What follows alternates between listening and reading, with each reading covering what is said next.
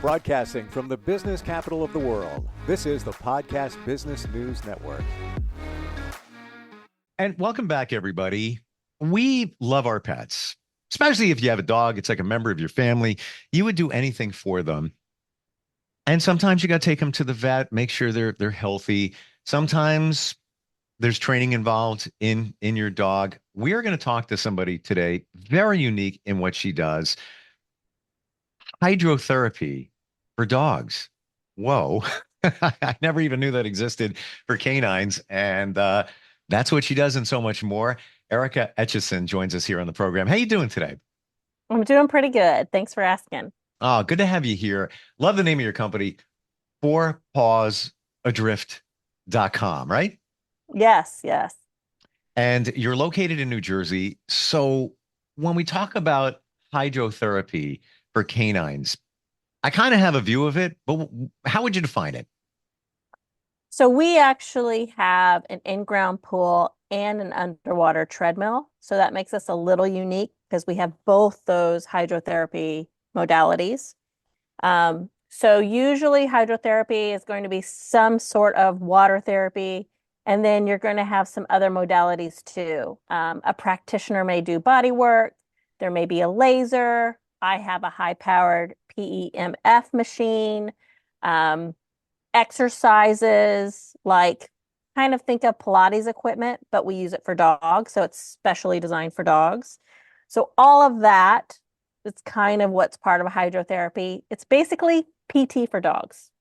So Wow. So how would you make the determination that your dog needs hydrotherapy? So in my opinion, all dogs can use hydrotherapy. So in our business, we have recreational hydrotherapy, we have conditioning for sports dogs, we have rehab for injured dogs, Wow. and we have senior dog programs. So as your dog gets older, sometimes they can't do some of the things they used to do, but they can do it in water because water takes pressure off the joints. Dogs can move more comfortably and that sort of thing. So all dogs are benefited from hydrotherapy, basically. Wow. So would you bring your dog for that type of therapy? Let's say they had an injury, and let's maybe some surgery, surgery, whatever it might be. It would be impactful for that. Yes. There may be, that's why we have two types of water therapy. So if I've got a dog with an injury like what you talked about, let's say back surgery, hip surgery, something really traumatic, you would maybe not want to swim that dog because you can't really control the dog in a pool, right? I mean, they're just swimming, they're lashing around. But in an underwater treadmill, it's a smaller space. We can control the water, we can control the speed. We can actually be in there and kind of help guide the dog. So even really traumatic injuries, we can put them in a treadmill and control it. Lighter injuries or conditioning is probably swimming is a better modality for that. Wow. Getting a visual of the treadmill, and now it's clear how you can control it in a more defined space. Mhm. And the treadmill is doing a lot of the work. They're just working Yes. along with it. Yep. Wow. There's lots And I more to guess talk about here. Go ahead. I'm let sorry. I me, didn't mean to cut you off. yeah, no, it's just kind of forgot. So I live, eat, and breathe it, for over a decade. So I kind of forget. Some people have never seen a canine underwater treadmill. So really what it is, it's a box and the dog goes into the box and then we put the water in. So the water usually comes in from the Ah, water comes in from the floor and it comes into the box that the dog is in. And then when we're done, so then we turn the belt on, they walk on it like a treadmill in water. And then when we're done, we take the water out. It goes, kind of to a water supply place. wow. And then it's dry again, and then the dog can come out of the box. So I thought I would like to explain it because I forgot some people have never seen a canine underwater treadmill. I totally appreciate that. And it makes me feel even better for the dogs because maybe they've been through some surgeries and things going on there. And now get in the water. Yeah. And if you're the dog, like, wait a minute, Yes. in a defined space or confined space. But this is wonderful where you just kind of lead them in and then the Mhm. water slowly makes its way up, Yes. maybe to their chest or whatever, Yep. their neck. Um, yeah, that's really cool. This is very unique. And again, lots more to talk about here, but I truly want to get your backstory. How did this begin for you? Rehab for dogs? Where did you have an affinity for, were you a vet in one in your other life? I don't know. Yeah. Tell us. So what's kind of special about my business is my business is not in a hospital, an animal hospital. Sure. So, and I don't have vets. We kind of work with vets and that sort of thing. So I can keep the costs down. So that's kind of, I'm a dog trainer. Really, I actually started in corporate. So I started in corporate, and I actually started as a programmer. And I got my first Newfoundland. We started doing water work. So there's some water breeds, and Newfoundland is a water rescue breed. So we would spend summers in the water outside in beautiful lakes, reservoirs, anywhere there was really beautiful water. And I loved it. Like I just fell in love with being outside in the water with my dog. Swimming with my dog was one of my favorite activities. Mhm. So I decided that I wanted to try to see if I could kind of do it as part of my dog training business. So instead of doing a traditional dog training route, I went this water route. I want to teach people to do things in the water with their dogs. And so Wow. I did some dog training. I mentored, went to seminars, started swimming dogs for a living part time. And then over time, I wanted to do it full time. And it's hard to do outside, in New Jersey. It's hard to do that all year round. So I Sure. had to think of a way to move it inside. So I started building programs at like daycares with pools because they weren't using their pool. And I was like, let me see if I can help you build that. So I did that. And then I added a treadmill to my business. And that just really blew my business out. Wow. It basically grew at 50% just by adding the treadmill. And then over time, vets knew we were there, and more and more people are looking to condition their dogs, find a way to, give them an activity with low impact. And that's kind of Wow. how it all happened. Would somebody call upon your services with the treadmill and more if their dog was perfectly healthy, but they wanted them to have exercise or just because I want my dog to experience it? Yeah. So we have a lot of recreational swimmers. So we have people that will just come, rent the pool, come and swim their dog. Wow. A lot of dogs, not a lot, dogs that love water, people love to see their dogs in the water, retrieving things, swimming. Totally. As humans, we like to see that. So, and the dogs love it. Like dogs that love water love water. So some of their owners, that's kind of one of their weekly activities is they'll take them for a swim. Wow. And usually people that swim their dogs can kind of tell that their dogs are in better shape when they're swimming them. Even even just looking at your dog casually, you can tell that swimming is good for your dog. So they kind of get hooked on that, right? Like they like seeing that their dog's healthy and in good shape. And um, so they just start doing it for fun. And then they keep doing it because their dogs are in great condition when they're doing it. Wow. I moved in the last year. And so I'm in between looking for a house, but the market is not the best right now. So I'm on the tap the brakes on that, sold the house. But I feel bad as a dog owner that I used to open up my backyard, the door, and all right, buddy, have at it. And he'd run out there, he'd be doing his thing. I'd go out there, we'd run together. Not the same situation now. So I I would love to just bring him in.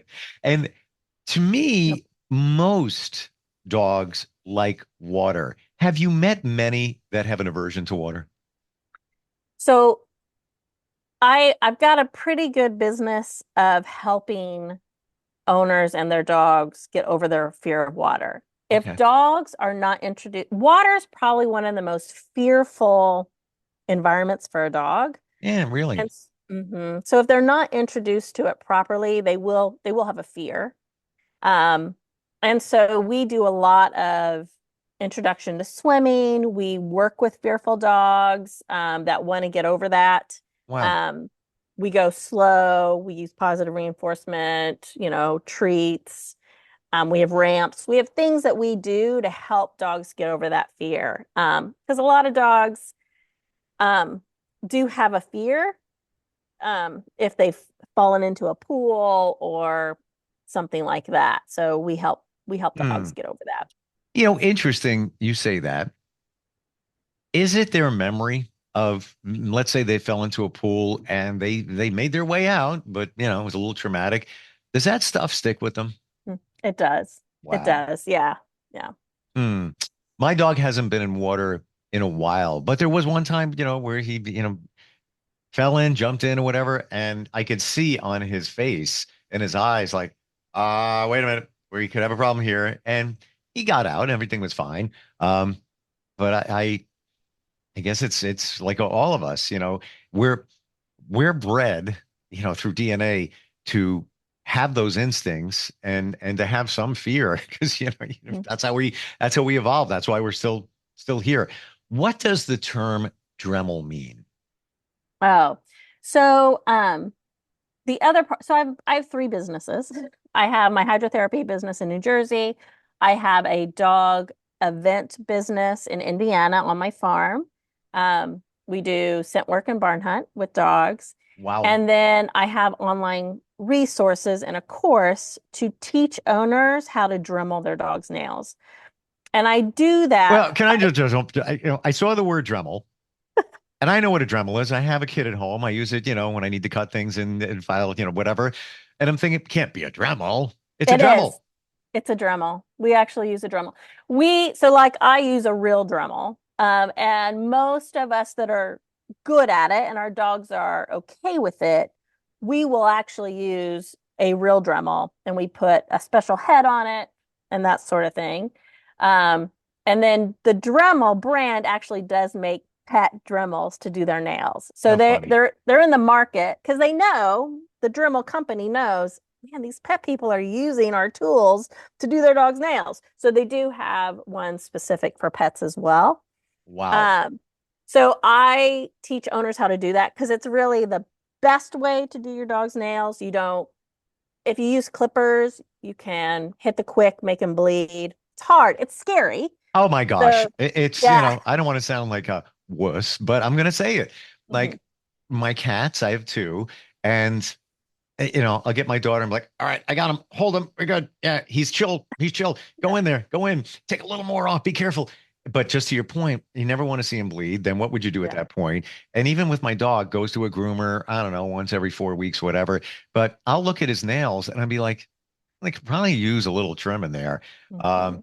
But they're so thick. And he's a small dog. He's like a 22-pound Scottish Terrier Pomeranian, and he's great. Yeah, I could just grab his paw and do whatever. But I have an aversion. I don't want to, I'm afraid to Mhm. go near it. However, if it was a Dremel, it would be, much easier. And Yes. they're so the revelation number, a revolution number on them. I Mhm. mean, that's like 7,000 RPM and the motor's quiet. So, Mhm. not like your dog's going to be like, craftsman coming at me. Yeah. Wow, how unique. Yeah. So I noticed in the swim business that, a lot of people were having trouble with this. A lot of people that, sometimes they have to drug their dogs to take them to the vet or they have to take them to the groomer. They're scared to do it, or their dog has an aversion to it. So, and because I'm kind of in that health industry, right, with canines, dogs with really long nails, it is really bad for the dog. I mean, they won't walk properly. You're changing the formation of the foot. You're going to have back trouble. Like Wow. it it's like a a downward slope. Once you have really bad nails and the dogs kind of change how they walk, it's like a snowball effect. So taking care of their nails is just as important as giving them good food, taking to the vet. It's just part of really good care. So I went ahead and tackled it because it's hard. It's not flashy and it's hard, but I wanted to tackle it for my clients and for dog owners. I'm glad we talked about that because you brought up points that many of us don't even consider. How if your dog's nails are too long, that it's impeding on how they're walking. Wow. So with and I love on your website, Dremel like a boss. Is that an online course where somebody gets training? How does that work? Yeah, so I run it. It's a very intensive program. I have kind of a boot camp too, so to give people a start all year round. They can join at any time. Sure. But my big program it takes about 3 months to go through it. And it's weekly lesson. It's a ton of video, a ton of information. I do a class every week. Everybody gets on Zoom. They can practice right in front of me. I give them feedback because that's really how you got to do it. You just got to get in there and start doing the work. And so I just take them from beginning to end, and I'm there for them every week. They can message me, email me, send me videos. So, sure. The fact that it's that long, I mean, you have the short version, then you have the longer training. Is that because it's so important? Like, what's the difference? 5-day boot camp, I'm in, I learn, or we have the longer training. What's the difference? So most people that are going to want to devote that much time, their dog usually has an issue. So to get them through those issues, it's going to take 3 months to change your dog's feelings about it. So I usually have to kind of change what people are doing. And so we gradually do it so that the dog has that time to recover, learn the new system, and be okay with it. A lot of it's emotions. And so it takes that much time to change the dog's emotions about it. About just trimming their nails? Yeah. Wow. And even with people that their dogs aren't really fearful, but they got to kind of run their dog down to get them, or it's just very stressful and dramatic to do your dog's nails, but your dogs will let you do them. That kind of situation, definitely by 3 months, people are able to do their dog's nails without all the drama. Like I've taken all that stress away for them. Fantastic. So we're going to get a little deep here for a moment. Do you believe in energy between people, energy between pets? For example, let's say you have anxiety about doing your dog's nails and you're trying to do it, but do you believe that they're picking up on your anxious energy and then they're like, wait a minute, what do you got going on over here? That's totally it. So some kind of the third category of owner that goes through it is somebody like you described, that the owner's scared about drumming their dog's nails. Like they want to learn how to do it. They know it's the right thing, but they're scared. It's a tool, right? It's a powerful tool and they're scared. So it's about the human journey too. And by the end, the human's confident, the dog's confident, they have a system, we've got patterns, we're consistent, like we're doing all those things, and it kind of takes 3 months to build all those habits. But yes, anxiety, stress, your dog is going to sense that. That is why sometimes a groomer will say to the owner, they're fine. I can do their nails, no problem. Because the groomer's confident. The groomer does it 1,000,000 times a day. 52 weeks in a year. So the dog's like, oh, that person knows what they're doing. I feel safe. But you, as their owner who hardly ever does it, they're like, you don't know what you're doing. So obviously I need to be scared. And instinctively, the dog is bred to sense danger. So if you're, worried about what's going on here, they know they want to protect themselves as well, even though they love you. And interestingly, I've used a Dremel before. Oh, so many different situations, cutting plexiglass, wood, blah, blah, blah, on and on and on and on. Mhm. In theory, in my mind, I'm thinking as long as the dog is willing and we're good, that well, this shouldn't be that hard. But then again, when I start thinking about it, what angle am I going here? How deep Mhm. should I go? What attachment should I use? Can I use just some of the attachments I have? Should I get the doggy Okay. Dremel attachment? So to do it right for the health of your pet, there's a lot going on here. Yes, yes. There's a Okay. lot of details, right? Yeah. There's a Yeah. lot of details. Yeah. Wow. So three prongs of your business, the Dremel, hydrotherapy. What's the other one? The dog performance or the events at my farm. So we do mostly scent work events and barn hunt. Those are kind of the two venues we do at my farm. So we hold trials, seminars, some classes on those things at my farm. So Wow. So did I hear that right, Indiana? yes. So I lived in New Jersey for I was born, raised in Indiana, moved to New Jersey for over 20 years, started my business there, and then I've moved back recently. So, To Indiana? yep, So hydrotherapy is done in Indiana or New Jersey? New Jersey.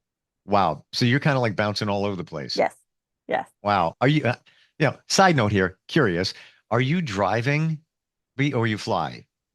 I'm trying to I think drive. geographically.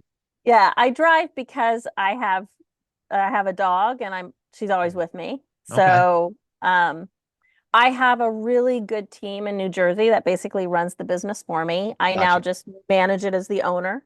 Um, and then my Indiana business, I kind of more hands-on with that because I'm in Indiana more than I'm in New Jersey. But like this weekend, we're going to New Jersey and run an event. So I'll get in my car tomorrow and I'll drive to New Jersey. I'll stay with friends, that sort of thing, Cool.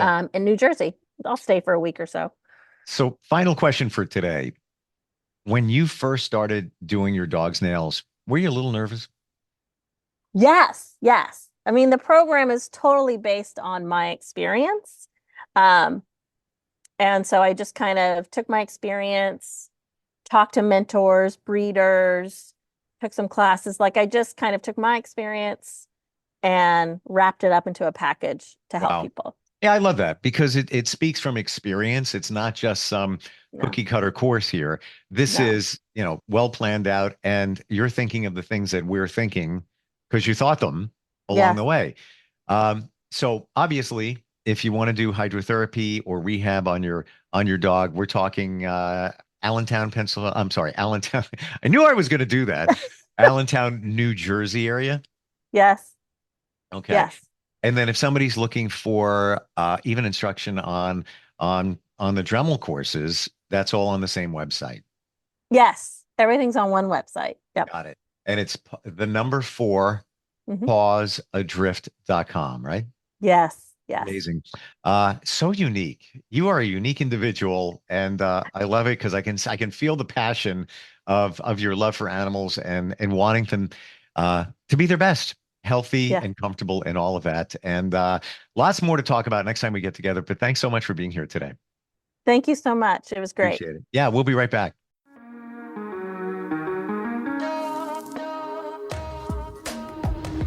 Broadcasting from the business capital of the world, this is the Podcast Business News Network.